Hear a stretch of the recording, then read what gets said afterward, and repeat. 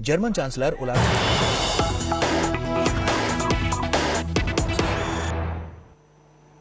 News just coming in. AIMIM Chief Asauddin Owaisi has slammed the Maharashtra government over Raj Thakre's rally. In Aurangabad, Owaisi has called Raj Thakre's speech an open call for violence. Owaisi has also questioned NCP's silence over the matter. My colleague Sahil Joshi is right now with the Hyderabad MP. Let's go straight to Sahil. बात है तो अभी loud speaker अब क्यों याद आया तुमको? क्या सरकार को नहीं मालूम कौन सा लाउड स्पीकर परमिशन चल रहा है नहीं चल रहा है? सब बकवास कर रहे हैं। देखिए एक बात समझिए, जो पूरे देश में मुसलमानों के खिलाफ बीजेपी संघ परिवार ने जो ऐलान जंग कर चुकी है, जो नफरत का तूफान फैला चुकी है, जहर फैला चुकी है, उसी का हिस्सा है ये, उसी का हिस्सा, और कुछ भी नहीं है इसमें। नहीं तो आपको क्या लगता है कि सुप्रीम कोर्ट के आदेश का पालन करना चाहिए कि नहीं करना चाहिए? वो जो लाउड स्पीकर के बारे में या ऑडियो लेवल्स को लेकर हो या ध्वनि प्रदूषण को लेकर हो, उसके वजह से कानून सुव्यवस्था की स्थिति पैदा ना हो, इसकी जिम्मेदारी दोनों की है। दोनों तरफ से अगर पहल हो तो ये मामला नहीं रहेगा। महाराष्ट्र सरकार कह रही कि हमारा तो सैंडविच हो रहा है बीच में। मेरा मानना यह है कि मेरी मस्जिद से जब अज़ान होती है वो किसी समुदाय के खिलाफ अज़ान नहीं होती, नंबर 1।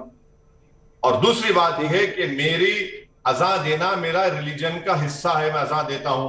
तीसरी बात यह है कि क्या मैं किसी के घर के सामने या किसी के इबादत गाह के सामने लाउड स्पीकर लगा के अज़ान दे रहा हूं, या मैं कह रहा हूं लगाओ? और अब क्यों उठ रहा है मुद्दा? ये मुद्दा इस वक्त इसलिए उठ रहा है क्योंकि भारत में जो नौजवान बेरोजगार उसका मुकद्दर बन चुका, पेट्रोल डीजल की कीमतें आसमानों को छू चुकी है, मोदी कोयला नहीं पहुंचा सक रहे हैं स्टेट्स को, और लोड शेडिंग हो रहा है, तो इसीलिए ये मसले को उठा दिया गया है। और कन्वीनियंटली पूरा कंपटीशन हो रहा है, राष्ट्रवादी हो, कांग्रेस हो, शिवसेना हो, और दिल्ली का मुख्यमंत्री हो, समाजवादी पार्टियों के सबसे बड़ा हिंदू हिजड़े सम्राट लीडर कौन है, सबसे बड़ा हिंदुत्व की आइडियोलॉजी पर कौन चलेगा, ये कंपटीशन हो रहा है। और इसी कंपटीशन में आप देख रहे हैं कि जब मुसलमानों के खिलाफ कोई बात की जाती है, मुसलमानों को बेइज्जत किया जाता है, मस्जिदों के सामने तलवारें लहराई जाती हैं, तो सब के सब गूंगे बन जाते हैं। यही कंपटीशन हो रहा है आज। लेकिन मुद्दा यह भी उठता है कि जो आप सही कह रहे हैं कि अजान देना आपका धार्मिक अधिकार है, लेकिन उसके लिए लाउड स्पीकर इस्तेमाल करना आपका अधिकार है कि नहीं, इस पर सवाल उठा रहे हैं। वो कह रहे हैं कि जब हम लोग लाउड स्पीकर लगाते हैं तो सरकार उस पर कार्रवाई कर लेती है। हम पर एक नियम लगा दिया जाता है कि 10 बजे के बाद लाउड स्पीकर आप नहीं चला सकते, कि कुछ दिनों तक 12 बजे के बाद नहीं चला सकते, कि कोई त्योहार है तो हम समझ सकते हैं। मैं आपको सिर्फ कोट कर रहा हूं जो राज ठाकरे कह रहे हैं, लेकिन 365 दिन हर रोज 5 बार इस तरीके से लाउड स्पीकर से नमाज पढ़ना या अजान करना, यह बात कहीं ना कहीं ध्वनि प्रदूषण पैदा करती है, और जो हमें मंजूर नहीं है। अगर उनको मंजूर है तो हमें भी उसकी इजाजत देनी चाहिए। इस तरीके की बात वो रख रहे हैं। अरे भाई, आपको अगर पुकारना है तो पुकार लो ना, आपको कौन रोक रहा है? आप लगाओ अपना लाउड स्पीकर लगा के, जो पुकारना है तो तुम पुकार कर गए ना। कल तो तुम पूरा औरंगाबाद के पूरे महाराष्ट्र के एटमॉस्फेयर को पोल्यूट करने की कोशिश की तुमने, कम्युनल पोल्यूशन तुमने पैदा कर दिया। उसके ऊपर क्या करेंगे? और मैं तो आपको एक हिंदू अखबार की रिपोर्ट का हवाला दे रहा हूं कि महाराष्ट्र के किसी एक गांव में वहां के मंदिर और मस्जिद के लोगों ने कहा कि हम नहीं हटाएंगे, हमको कोई आपत्ति नहीं है, ना मस्जिद की अजान से है, और मुसलमानों ने कहा कि मंदिर से जो आवाज आती है हमको कोई उससे आपत्ति नहीं है। ये मुल्क का भाईचारगी है, ये एक multi cultural multi religious country है।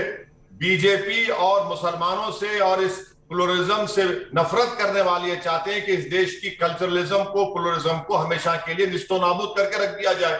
वो भारत के लिए बड़ा ही काला दिन होगा जिस दिन अगर ऐसा होगा तो। असद भाई, लेकिन मैंने आपकी प्रेस कॉन्फ्रेंस सुनी जब आप औरंगाबाद गए थे इफ्तार के लिए। आपने उसमें यह कहा कि अगर मुस्लिम युवा इसके वजह से रेडिकलाइज होते हैं तो उसमें देश का नुकसान होगा। क्या ये दूसरे तरीके से धमकी? एक तरफ राज ठाकरे धमकी देते हैं कि नहीं हटेंगे तो हम देख लेंगे और एक बार हो जाने दीजिए, दूसरी तरफ आप कह रहे हैं कि ऐसा करेंगे तो रेडिकलाइज हो जाएंगे और उसके लिए देश का नुकसान हो जाएगा। क्या ये धमकी वॉर होगा महाराष्ट्र में आप इसके बाद, या कहीं ना कहीं सुलह सफाई के जिस तरीके से आपने गांव का एग्जांपल दिया, नांदेड़ में वो गांव है जिसका रिपोर्ट भी हमने किया हुआ है, क्या उस तरीके से एक साथ बैठकर एक साथ बात करके इस मामले को सुलझाया जाएगा? मैं आपने जो बात कही बिल्कुल गलत कही, आपको करेक्ट करना चाहिए जी। मैंने प्रेस कॉन्फ्रेंस में जनाब श्याम सरन साहब के उस आर्टिकल का हवाला दिया जो हमारे देश के फॉरेन सेक्रेटरी और एनएसए लेवल पर रह चुके हैं, जिनके पास देश के बहुत बड़े सीक्रेट्स हैं, जिन्होंने इस देश के लिए बड़ी खिदमत की। उस श्याम सरन साहब ने अपने आर्टिकल में कहा कि अगर भारत के 14-15 करोड़ मुसलमानों में मुट्ठी भर लोग अगर रेडिकलाइज हो जाएंगे तो सिक्योरिटी का प्रॉब्लम होगा। यह असदुद्दीन ओवैसी ने नहीं कहा, ये उस शख्स ने कहा जिसने भारत की अपनी जिंदगी भर खिदमत की, उसको भारत की एक एक चीज मालूम, उसको भारत के अतराफ में जो पॉलिटिक्स हो रही है, जियोपॉलिटिकल सिचुएशन से मुझसे और आपसे ज्यादा काबिल आदमी है। जब वो शख्स लिखता है तो जो लोग आज मुसलमानों के खिलाफ नफरत पैदा कर रहे हैं, उनको जनाब श्याम सरन साहब के आर्टिकल को पढ़कर होश के नाखून लेने चाहिए। मैंने ये कहा, मैंने ये नहीं कहा था, ये खामखा आप मुझ पर ये इल्जाम लगा रहे हैं जो गलत है। प्रेस कॉन्फ्रेंस में मैंने जनाब श्याम सरन साहब का हवाला दिया था उस आर्टिकल का, जो आज भी अवेलेबल है नेट के ऊपर। तो आप कह रहे हैं कि ये आपने कोट किया उनको, और ये कहते हुए कोट किया कि अगर ऐसा होता है तो देश के लिए मुश्किल हो सकती है, ये बात कहना तो ठीक रहेगा? श्याम सरन साहब का आर्टिकल क्या मैंने कोट अनकोट उसको पढ़कर सुनाया? मैंने अपने जहन से कोई बात नहीं कही, मेरा ओपिनियन नहीं था। मैंने जनाब श्याम सरन साहब के उस आर्टिकल का हवाला दिया ताकि जो लोग सत्ता में हैं, जो लोग मुसलमानों के खिलाफ नफरत का बीज बो रहे हैं और अपनी सियासी रोटी सेकना चाहते हैं गरीबों की लाशों के ऊपर, उनकी मस्जिदों को नुकसान पहुंचाकर, उनको मैं बता रहा हूं कि पढ़ो श्याम सरन साहब को, जिसने देश की बड़ी बड़ी खिदमत की और आज भी देशभक्त है। उनसे सीखो, समझो उस चीज को, तुम लोग क्या करने जा रहे हो। आज की तारीख में महाराष्ट्र सरकार कह रही है कि हम किसी को कानून हाथ में नहीं लेने देंगे। क्या आपकी पार्टी अब सरकार से यह उम्मीद लगाती है कि क्या इस पर कार्रवाई होगी? जो भाषण हुआ है उस पर आप कार्रवाई चाहते हैं कि जिस तरीके से औरंगाबाद में भाषण हुआ है? मुझे तो उम्मीद नहीं लगती, क्योंकि ये लोग इस कंपटीशन में लगे हैं कि हिंदुत्व की आइडियोलॉजी पर सबसे बड़ा कौन है। इसकी मिसाल आपको देता हूं, अभी सुन लीजिए। महाराष्ट्र की विधानसभा में उद्धव ठाकरे मुख्यमंत्री के तौर पर खड़े होकर कहते हैं कि हमने बाबरी मस्जिद को तोड़ा। कांग्रेस और राष्ट्रवादी खामोश, बेशर्मी से खामोश बैठी हुई थी। ये उनका सेकुलरिज्म है और आप सपोर्ट कर रहे हैं। दूसरा, कल फडणवीस साहब एक्स चीफ मिनिस्टर कहते हैं कि जब मस्जिद तोड़ी, बाबरी मस्जिद तोड़ी जा रही थी तो मैं वहां खड़ा हुआ था, शिवसैनिक नजर नहीं आए मेरे को।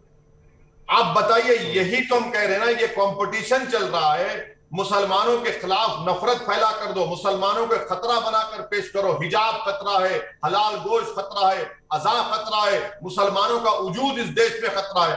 तो यही तो हो रहा है। अगर संवैधानिक जिम्मेदारी शिवसेना, कांग्रेस, राष्ट्रवादी निभाती तो वो जो कंडीशन पर आपने कल सभा का परमिशन दिया, अब तक तो केस बुक हो जाना चाहिए था। क्या बैठकर देखेंगे तुम? क्या तुम बहरे हो, सुन नहीं रहे हो कि धमकी दी जा रही है, पूरे स्टेट की पीस को धमकी दी जा रही है? क्या बैठ के, आपको तो केस बुक करना चाहिए था। आपको तो केस बुक करना चाहिए था 153-295 में। अरेस्ट तुम नहीं करोगे, मुझे मालूम, क्योंकि तुम्हारा भाई है।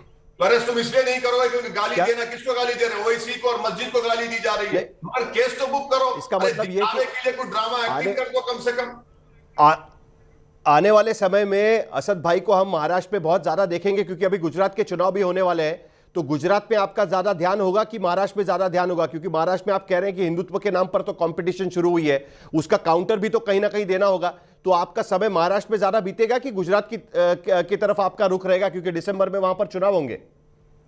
मैं यकीनन गुजरात जा रहा हूं, मई में भी जाऊंगा, जून में जाऊंगा और महाराष्ट्र भी आऊंगा। क्यों नहीं जाऊंगा? मैं एक पॉलिटिशियन हूं, मैं एक पार्टी का जिम्मेदार हूं। मैं कोई इंडस्ट्रियलिस्ट नहीं हूं जो फुल टाइम इंडस्ट्रियलिस्ट काम करता है और पार्ट टाइम पॉलिटिक्स। मेरा पूरी जिम्मेदारी मेरी पार्टी की है, मैं बराबर आऊंगा। कल हमारी मीटिंग हुई है औरंगाबाद में, नांदेड़ में, मुख्तलिफ जगह से हमारे लोग आए, प्रोग्राम बनेगा, हम आएंगे महाराष्ट्र को और हम सभाएं करेंगे। बिल्कुल। मगर महाराष्ट्र का पीस, देश का पीस इंपॉर्टेंट है। हम राजनीति जरूर करेंगे, मगर किसी इबादत गाह को ठेस पहुंचाना, किसी को धमकी देना, पूरे स्टेट को धमकी देना और चुड़िया पहन के बैठी है सरकार वहां पर। शांति बनाए रखना बहुत जरूरी है असद भाई। घर के सामने जाती तो सेडेशन लगाएंगे। आपके भाई का मामला आएगा तो आप बिल्कुल। असद भाई, आपने हमसे बात की, इसके लिए आपका बहुत बहुत शुक्रिया। आप जो कह रहे हैं, शांति बनाए रखना बहुत जरूरी है, कानून सुव्यवस्था की स्थिति बनाए रखना बहुत जरूरी है। लॉ एंड ऑर्डर अगर बनी रहेगी तभी किसी भी राज्य का राज्य आगे बढ़ सकता है, ये बात तो सब लोग जानते हैं और महाराष्ट्र ने बहुत बड़े दंगे देखे हुए। आज की स्थिति